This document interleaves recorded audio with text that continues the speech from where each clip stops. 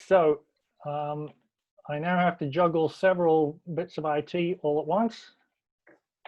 So Javier gets his question, and I'm going to direct Javier to combine his two questions into one regarding population. So go ahead, Javier.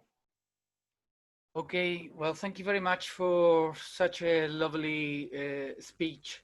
You know, my question is related to that number 3 that you were mentioning at the very beginning of your talk, and that number 3 is related to the resources we have and the use we do with those resources, but the use is also linked to the population and also the, you know, the impact that that population has, obviously. Right now, the UK government with the ODA is trying to push a program to help poorer countries to thrive. And you know, if you see the evolution of the population after the Industrial Revolution, it went exponentially up because of the better conditions that the populations were at. So I wonder whether this particular thing could be something important to have into consideration when speaking to them on the way they need to take part in this particular revolution. What do you think? Yeah, and the maths conceptually is quite simple. There's one planet.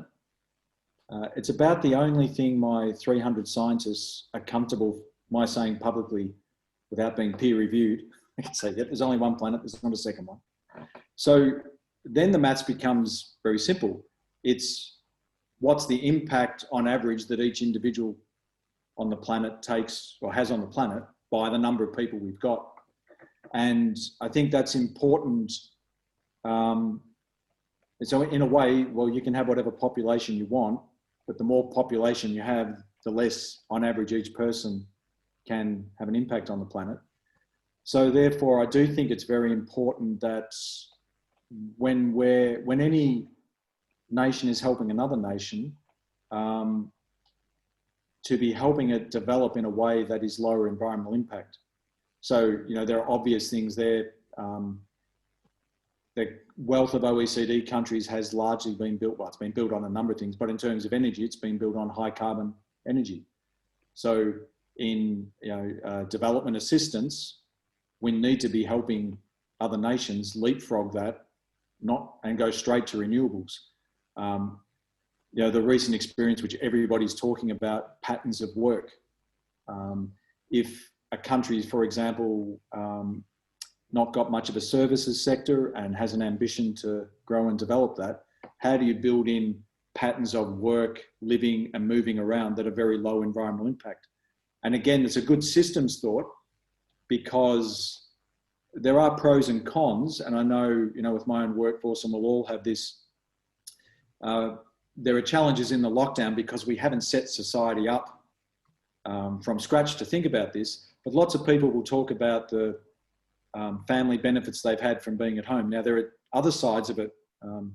Obviously, there are awful things like domestic violence at one end, but going to things that hopefully fewer people experience. But yes, it's great I'm spending more time with my family, but I'm having to teach my kids while the schools aren't open.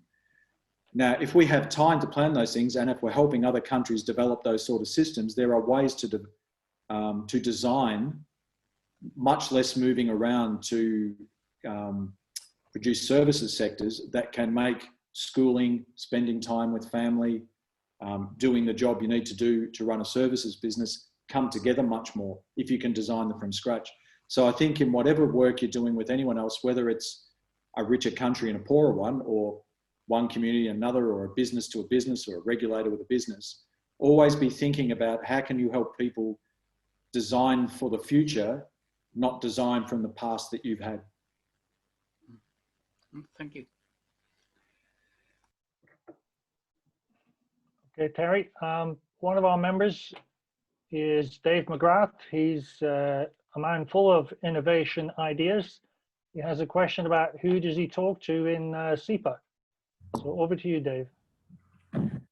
Yeah, it's a recurring theme that when we have new solutions to offer, and we try to get attention of the government agencies and actually companies for that matter as well, it's extremely difficult to find anyone you can actually present it to.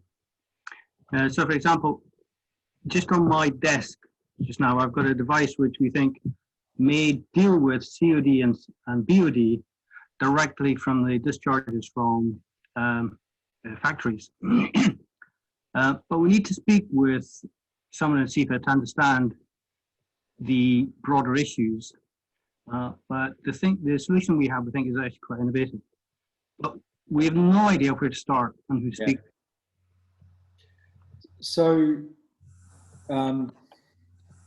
I mean, I didn't talk about all the reforms we're making, and many of them are unglamorous and quite boring unless you're very directly affected by them.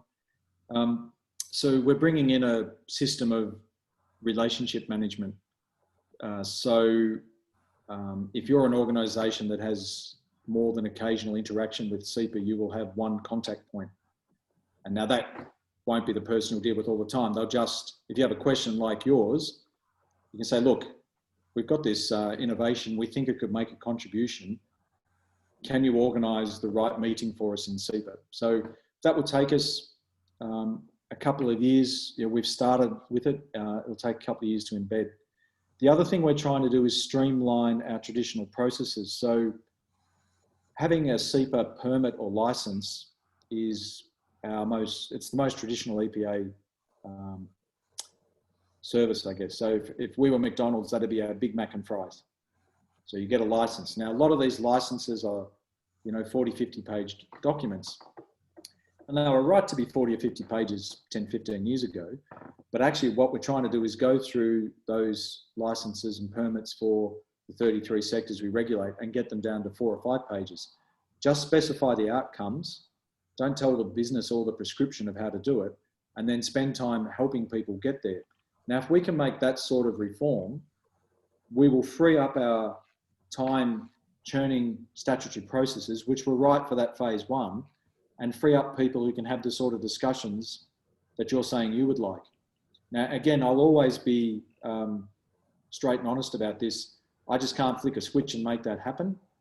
But what I can say, I mean, for anyone afterwards, if you do want to email me and say I've got an issue like that, I can deal with it specifically and put you in touch with the right person. But what we're trying to create is an organisation where the people we deal with regularly have a contact point who can say, you don't have to search around SEPA, I'll find the right mechanism for you, people to chat to. And 2, if we can reduce those processes, we can actually free up more time for those sort of discussions. Because one of the reasons you'll find it hard to trigger a discussion like that, the officers you might want to talk to or could have that discussion have a backlog of permit applications or inspections they need to do. So again, we need to streamline those things so that they ensure compliance, and we can get out there more to help the people who need the sort of help you're talking about. How do you get an innovation, if it's the right one, to market? And the people who are doing the wrong thing, how we can get them to comply. So I'm trying to be clear about what we're aiming to do, and also be honest about that's going to take us some time. So as I say, I can't just flick a switch and it's on, but over the next year or 2, you should see significant improvement in that area. And if you've got a specific issue at the moment, then please do contact me. Yeah, I think in principle, we're happy with what SEPA are trying to do. But I'm curious, do you have any R&D activities? Yeah, yes, we do. And we have a circular economy portfolio, which we created a couple of years ago. In there, what we had was an energy strategy area, a water strategy area, a materials and waste strategy area, and our planning, people who comment on planning applications. We brought them together in a circular economy portfolio, and the idea is, again, if we can streamline the sort of processes that those people have worked on, they will be freed up. If someone's got an idea about water innovation, whether it's technology or a way of designing an urban space that's very different, that will reduce water pollution and hopefully energy and materials, those people will be freed up. to do more of that. But at the moment, again, we do have people who can do that sort of stuff, have the conversations that you want to have with us, but we need to free them up to make sure they can do that by changing the processes that they're currently embedded in that have delivered value in the past, will still deliver value in the future, but they need to be streamlined. Okay, that's a shame because we're ready to roll. We're ready to go. I've got the hardware. We need. Sorry, it doesn't like I'm trying. I understand, Terry. It's a difficult. You're in a transition phase. But while we're in transition, if you've got a good idea to improve Scotland environment, email me and I'll try and free up someone's time to deal with you. Surely, I'll take you up on that. Thanks. Terry, I get to ask my question now. I'm next in line. You mentioned that Scotland is in a state of drought. Did I understand that right? And if so, are the relevant figures available to the public? There are parts of Scotland which have scarce water resources at the moment. And what we try and do is, yeah, there are figures available that we publish.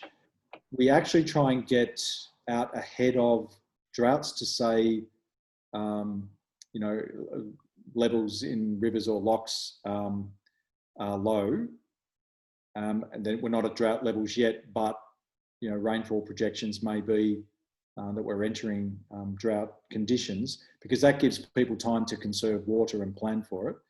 And you can find on our website regularly published information about water scarcity, particularly when we have these periods.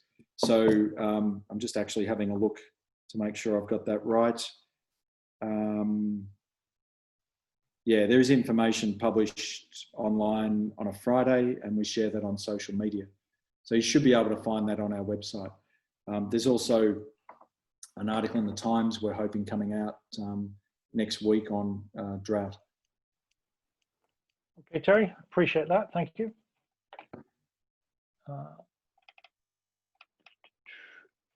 I've got a question from Astley relating to Transport Scotland. Astley, if you're still with us, please step up. You may have to unmute. Yeah, hi. Thanks for an interesting talk. Shows that SEPA is the policeman of the environment. But I just wonder what influence you have on policy in government. Because although the Scottish government has a wonderful policy of zero emissions by 2045, a lot of their other policies seem to be blasting away to do things that are completely in the opposite direction. For example, building new roads. And those will only serve to encourage emissions. And even if all cars are electric by 2050, there's no way that building 2 new dual carriages to the north of Scotland is going to reduce emissions. It's going to encourage it. It'd be much better to spend the money on, say, decarbonizing buses and trains and changing people's behavior, and maybe designing environments where people can live without actually having to move. And the other thing is that the other sort of thing that we've learned a lot from COVID is that, well, if we had better connectivity, we'd have a great, much easier way to reduce commuting. And just typically there are so many black holes in the GSM telephone system, where places where you don't even get G3, and certainly not G4. If you drive up the any one of the major roads from Aberdeen to the north of Scotland, you'll find that you don't get digital radio anywhere. You'll find also that you're going to black holes. I live in a mobile phone black hole, for example, and I'm only 50 miles. Astley, can I ask you to ask your question of Terry, please? Yes. Do you have any, the issue was, do you have any control over influencing Scottish government policy to achieve their aims of zero carbon? Yeah, so I don't, again, I'll be careful not to overstate SEPA's influence and role. We have a particular role. Once more, what we try to do is work with the other parts of government. So we certainly work with Transport Scotland. This is where this phase 2 stuff comes in, because if we can get people to fix their basic pollution problems, then we can spend more time working on the strategy. So you can understand, if I use a parallel with Moss Moran, we need to get them to stop the flaring, because that, you know, it's a terrible impact on the people living near it. If we can fix that, we can spend more time working with other partners at the strategic level, as you're outlining, on general decarbonisation. What we try and do is have influence with people about designing a different future. So in the Stirling area, we signed a sustainable growth agreement with Stirling Council. And what we were trying to do is work with them on, once they got a city deal package, to say, how do you design a future in which, for example, people will have to travel by car less in Stirling or to get to and from Stirling. So yes, we do try and influence those policies to have active travel, public transport, etc., used as a much stronger part of the mix, or the other vehicle conversions you've talked about. And we work closely with government agencies, ministers, etc. Now, what Cabinet will do at the end of the day is weigh all these things up and make its decision. So SEPA has as much input as we can to try and influence those in the direction that will be beneficial. I think it does come back to, if you can design low impact, environmental impact solutions that meet people's economic and social aims, you've got a much better chance of getting them over the line, and that's what we try and do. Terry, appreciate that. Thank you. Alison has a question for you, if her internet is still running. It is, and apologies for me blacking out, just as well I did co-hosts. So I hope that you weren't calling Alison for too long while my internet completely blacked out on me. So I just missed the last couple of minutes of your talk about your leaving partnership. So I don't know if that might answer some of my question, but really what I was asking, Terry, is, so when you have these kind of agreements and you think about supporting, well, how can SEPA, what does SEPA provide in relation to support of innovation? What technical assistance can you give, or aiming to give? It's completely bespoke. So, I mean, in the DNA of a regulatory agency is telling, not listening. And of course, you know, that's a very black and white statement. So since the 1st of April 96, when SEPA was set up, there are people who are good at listening, and, you know, there's always interaction. But the point I'm trying to make is a sustainable growth agreement can be with one partner or 100 partners. It can be about one very specific project, or it can be about everything that happens. And therefore, the support we provide is totally designed to support that is needed. Now, in the Leven catchment, we've actually helped the community in that part of Scotland access money. So there's major Sustrans investment in active travel. We have provided, yes, a little bit of technical advice to people from some of our experts. A lot of what we do is we bring people together. So, for example, if I go to the Superglass issue, once they got their factory under control and improved its environmental performance, they were looking at product and supply chain innovation. And we said, well, look, we'll organise a workshop. So we got Zero Waste Scotland, the local council, the local community who live near them, who are interested in using their waste energy for district heating. We got a couple of businesses in their supply chain, and we just facilitated a workshop for them. Now, that doesn't sound like much, but these people are running a business, and they were trying to turn it from a loss maker into a profit maker and having to invest a lot to get it up to scratch. And it was a big help to them that we did that. So I know I've given a general answer in just a few examples, but that's because we are very determined that our support won't be imposed by a national agency that, oh, look, we've got a menu of things, you pick from them. You tell us what you're trying to do. We'll work out if a partnership with us will be of value to you. And we will work with you on what we can bring to the table that will support what you need. So, Terry, does that mean that you're going to have specific people that are designed to be innovator supporters past your normal kind of workforce? Yeah. So the woman who leads the leave-in work is Pauline Silverman, who is one of our traditional officers, and she's absolutely brilliant at working in partnership. One of the best people I've ever met. Now we will find that we will have a number of those people who will flourish at this type of work. And we've started finding that there. I mean, I've mentioned Pauline's name, but there are several others who are working on some of these, particularly our place-based initiatives of working with groups of people and communities who are just flying at it. But because in phase one, quite rightly, we operated in a different way, no one even knew they had these skills and abilities to some degree. We will probably need to develop the skills of other people to do more of this type of work. And we will probably need to look to bring in some new skills. But I would say that I think we'll be surprised how many of our staff can actually take to this type of work. Because really, it's about sitting down with people and saying, what are you trying to do and how can we help?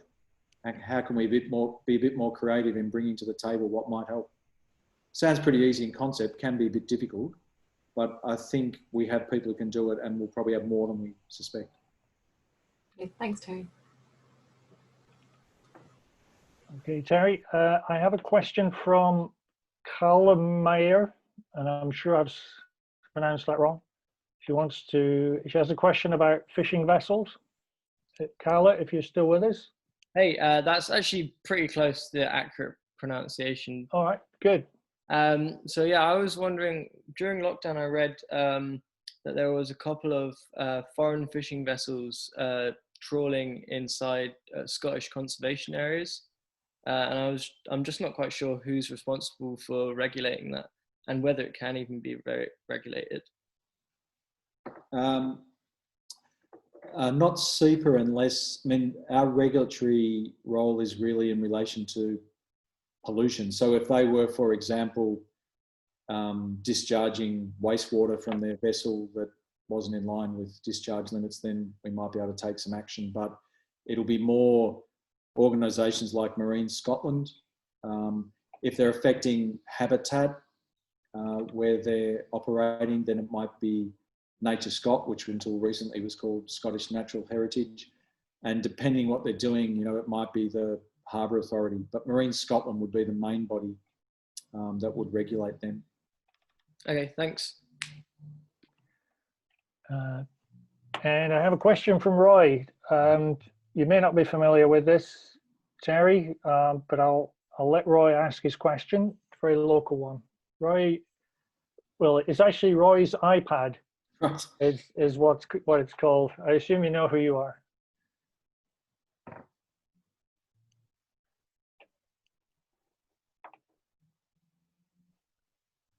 Are you with us, Roy? And if so, do you need to unmute? See if I can find him. Yep. Roy, you're on mute and you have a question. You may have stepped away, so I think we'll move on. And I'm going to ask a question on behalf of Jill Matthews. Why does SEPA call it sustainable growth, which sends the wrong message about 3.1 planets? Don't we need sustainable stewardship or sustainable management? Cumulative impact has always been a problem when dealing with individual businesses. Yeah, so the title of our strategy much better reflects Jill's thought there, because it's One Planet Prosperity. So prosperity is agnostic about growth. The simple reason they're called sustainable growth agreements is the term in our Act says that we're to protect and improve the environment and basically, as far as possible, help create health and wellbeing benefits and sustainable economic growth. So it's simply the term from our Act, but the concept of One Planet Prosperity is more in line with what you're describing, Jill, and is more in line with what we see as being the future about, which is society, again, needs to determine what prosperity means within the constraints of one planet. Okay, does that answer your question, Jill? Can I just come back on one thing? Because thank you for that. Yeah, I mean, I think you got the drift of what I was talking about. But I also think in terms of the sustainable future you're talking about, the odds are stacked against communities because the government tends to have big ideas, give vast sums of money to consultants to deal with and regulators, and then communities have to deal with it using their own resources. So if we take your example of Loch Leven or the Leven catchment, you know, if you take that as the one planet, manage that as the one planet, and how do communities get involved with that and have an equal say to the regulator? Yeah. So in the Leven, again, the reason that we've taken this approach of making it very bespoke is what we've been told by people in the community is this is a national agency which is doing things differently, because when people in that area are giving up their time on a voluntary basis to improve that part of Scotland, there are some groups that have paid officials to do it. And the comment we get back that's pleasing is the way we're doing our work there is a bit unusual, because we're actually making it easier for those people to do more of what they want to do. Whereas often national agencies come in, as I said in answer to Alison's question, with a menu of things or our own ideas of what should happen. So recognising what you say, that communities are resource poor compared to government agencies, businesses, etc., we're trying to run our support in a way that attempts to correct for that. So I can't change the resource deployment that exists in society, but we can try and use our resources to support what communities want to do. So I don't, walk away from that's a significant challenge, and it often isn't what happens. But I can say we're committed to trying to do it, and at least in that part of Scotland, I think we're having some success based on the feedback. The challenge for us is how do we make that more endemic in the way we do all our work. Thanks and good luck. Thank you. You're doing splendidly, Terry. Thank you very much. There's just a handful of questions to come. We've got a question from Bob, again on the theme of sustainable development. Bob Pringle, you with us? Hello, yes, Terry. I like the idea of one planet prosperity, but I do wonder when you've got ISO 26000, which really sounds to be exactly the same, and then net regs have beyond compliance, which seems to be the same. It seems to me that industry knows about ISO and all the ISO requirements. So it may be easier, and I know there is a whole schedule that businesses can work on to get ISO 26000, that you should maybe tag that onto your one planet prosperity so that people, see there's one item. Yeah. I think the challenge that you're raising there again is it's one of the reasons we've developed these sector plans. So as you've just alluded to, businesses will follow various things. So lots of businesses, particularly manufacturing, will be linked into the ISO set of methodologies for doing things. The more we can understand what processes a business or businesses in a sector use, the better we'll be equipped to mainstream the idea of one planet prosperity, as you just outlined. So again, for example, I've talked about the whiskey sector. The whiskey industry, which I didn't know much about before I came to Scotland, because the malts, they've been trading with each other for centuries, because none of them produce, all the different malts that go into making blended whiskies. They have a tradition of cooperating and collaborating. So they defined the environment a few years ago as a non-competitive issue. And that means in the way we work with that sector, we work a lot through the trade association because they do it as a collective exercise. Now, if we can understand better what people use in their own normal business practices, it means we're not trying to get them to think about the environment or sustainability as a separate thing to add on. If we can get it embedded in whatever processes are common to the way they already do their work, we'll have a better chance of mainstreaming it. And as you say, ISO, the ISO family of things, in fact, is one thing that many businesses use, and we certainly should look at that. And just to come back, the ISO 26000 is a compliance, you know, it says beyond legal compliance. So it's exactly, I think, what you want, but it's a much less severe restraints compared with the normal ISO. So I think it's what you want, really. Yeah, no, I absolutely take the point, Bob. Yep. Okay. Now, we were asking Roy's iPad, but it's not Roy at the other end. It's actually Ishbel. So Ishbel, could you pop your question, please? Hello, I'm speaking on behalf of a friend of mine who was having problems with her mute. So what she is referring to is a local situation here where there's a conflict between the industrialisation of the green belt, including a sustainable urban drainage system that SEPA partially paid for. So what she's asking is, do you think it's acceptable to remove the green space in Torry and the suds at the Tullis Burn for the placement of an energy transition zone when there's plenty of brownfield sites nearby? I know a little bit about it, but not enough about it to really comment. We have that challenge, and we will have that challenge in lots of places. I think, given I don't know the specific details, I'd be happy to have a chat offline with the person who isn't able to get through. So I'm not trying to duck the question. It's just sometimes we'll have to make those sort of trade-offs. Sometimes we won't. It'll depend on a whole variety of factors. And I'm quite happy to have a discussion about those and understand more about the issues. I would agree that ultimately we should always be trying to use, I guess in your friend's terms, the best solution that doesn't have that sort of impact. Whether that's practical or possible in all circumstances is what you always have to work through on an individual case.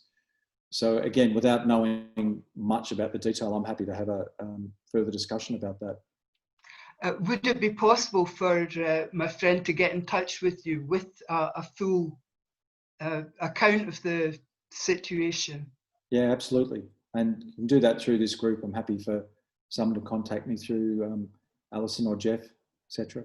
Or if it's pretty easy. If we can start the conversation through email, then Terry's email address is on the chat. Oh, great. Yeah, just use that. That's fine. Yeah, just shoot me something via email. Is that okay, Ishbel? That's fine. Thank you.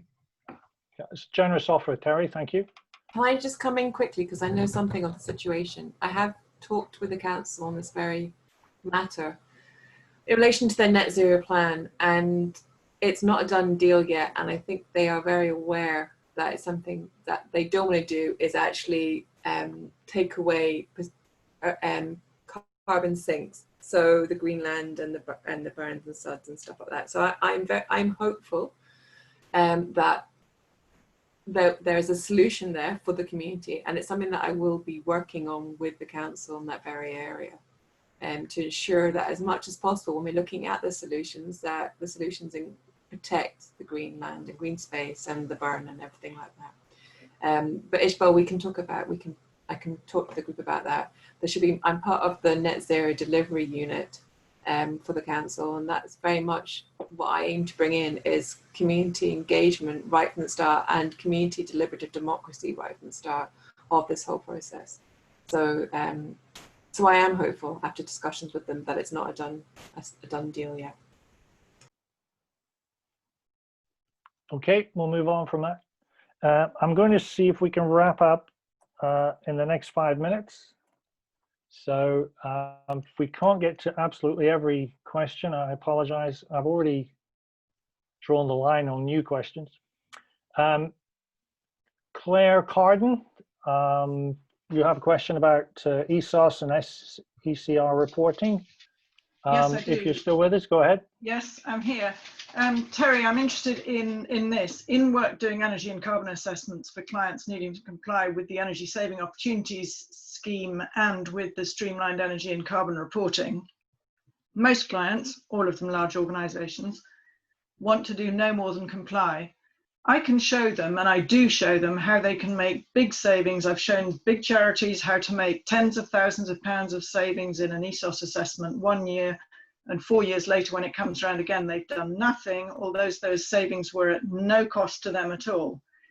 What can SEPA do to influence policy and or these organisations to bring about carbon reductions? Yeah, it gets back to the sector planning process I spoke about. So if we define, say you're supporting 5 businesses in a particular sector, if we've got very clearly what their compliance problems are, we can work with them on those. And if we've identified that carbon reduction is a beyond compliance opportunity, which will be for every single sector, then we can have a program. What we generally do is try and work through their trade association or perhaps also their professional society, because it's the easiest way for us to get general messages to businesses. And if we can find case studies and examples from businesses, ideally in the same sector, that's another thing we can do to try and promote that sort of activity within those businesses. But Terry, I really don't think that's enough. I mean, I can show people how to save. I can show them other organisations in their sector who have made the savings, and they just don't pull their fingers out and do it. We can't wait, as you've said. Well, I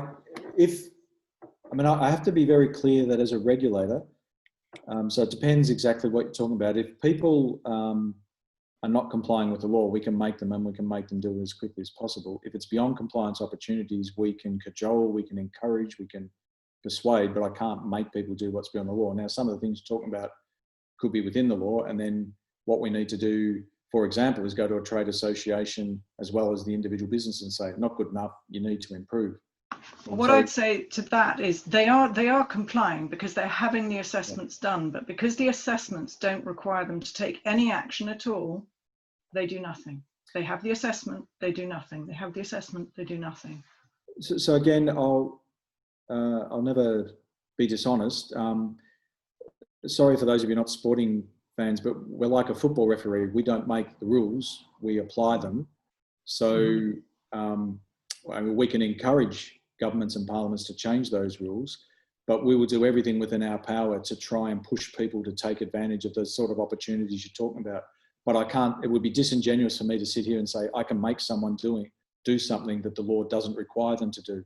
But we will do everything we can to try and get them to do voluntary things. And if it makes them money, then we're with you on trying to work out how the hell do we get people to do what's not just in the environment's interest, but also in their own commercial interest. So again, you know, offline, very keen if you want to get in touch to talk about how we might partner to do that. Thank you very much indeed. Again, another very generous offer, Terry. Thank you. I'm going to make the next one the last question. From Anne Scott on Kate Raworth's book, Donut Economics. And go ahead. Hi, Terry. It's Angela from Aberdeen City Council. And just going back to the previous question, and just encourage full engagement with the City Council in relation to the energy transition zone. Terry, I've enjoyed your presentation. I'm curious about whether you've read Kate Raworth's book on donut economics.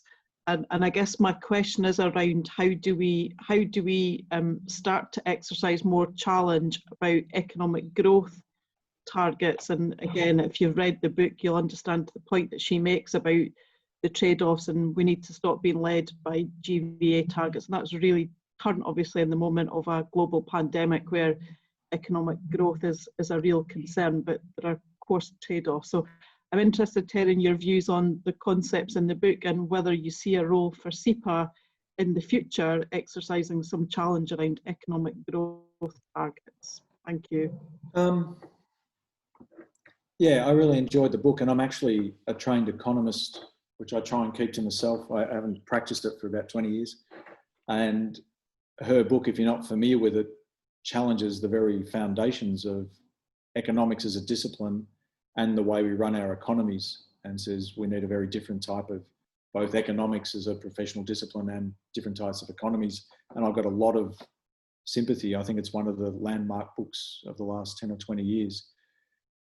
Again, SEPA has a particular role. So we're talking about really changing the mindset, certainly of the industrialised world that has reigned for a couple of 100 years, to a very different type of mindset. So I don't think SEPA can achieve that, but we're quite keen to play our role, because unless we can change the mindset of what success is for economies and societies, we're headed for an awful future, and it'll be here very quickly. We're starting to see the collapse of our ecological systems and our life support systems over the next 2-3 decades if we don't turn things around. So once more, I would come back to the sort of partnership work we may be able to play a role in, because it is for SEPA to say there's only one planet, we're an environmental body. It is for society to say what sort of prosperity it wants.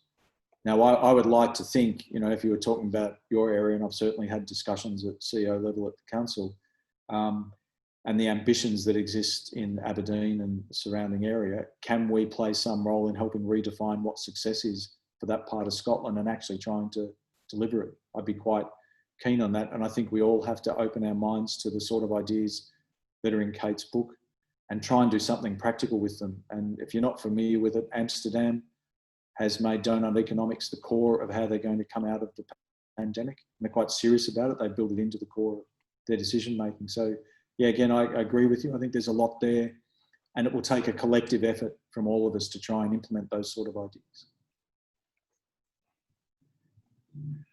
Terry, thank you very much for all those answers from some left field questions, including those straight down the middle.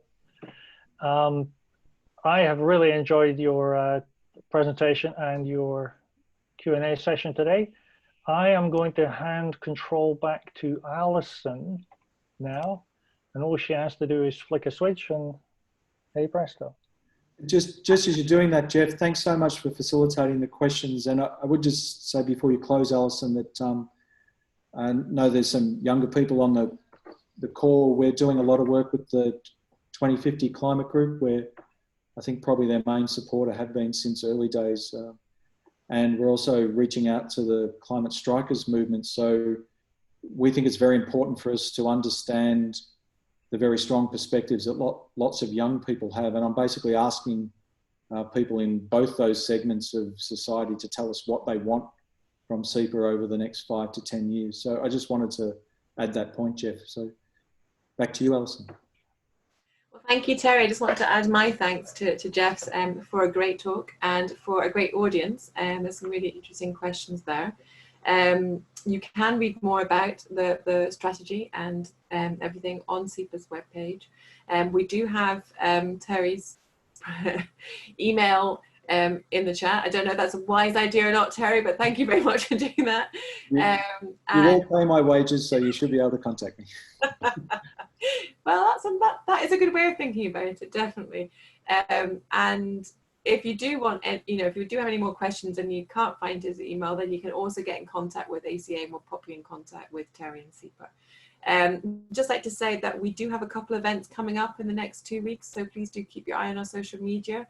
On the 22nd, ACA are trying to create a network of Northeast climate action groups. So if you're interested in that and you're in a kind of group that deals with sustainability in their projects, then please do get in contact with me and I'll put you on our invite list. And on the 23rd, we're also doing an event on BECCS and carbon capture with Friends of the Earth and Biofuel Watch UK. So there'll be more information on that later. And obviously we've got our Climate Cafe on the first Tuesday of next month too, about sustainable fashion. So there's lots going on, but I want to say a huge thank you to Terry. And as I say, more information is on the website, and also you can contact Terry through us if you don't contact him correct. But thank you very much. Take care, guys. Bye-bye.